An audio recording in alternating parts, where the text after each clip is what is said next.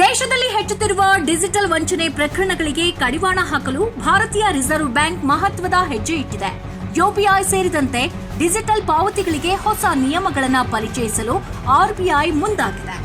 10,000 ರೂಪಾಯಿಗಿಂತ ಹೆಚ್ಚಿನ ಡಿಜಿಟಲ್ ವಹಿವಾಟುಗಳಿಗೆ ಇನ್ಮುಂದೆ 1 ಗಂಟೆಯ ಕೂಲಿಂಗ್ ಪೀರಿಯಡ್ ಅನಿವಾರ್ಯವಾಗಬಹುದು.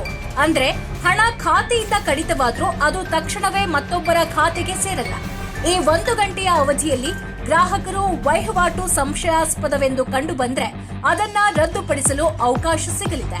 ಇದರ ಜೊತೆಗೆ ಕಿಲ್ ಸ್ವಿಚ್ ಎಂಬ ಹೊಸ ವ್ಯವಸ್ಥೆ ಕೂಡ ಪ್ರಸ್ತಾಪವಾಗಿದೆ.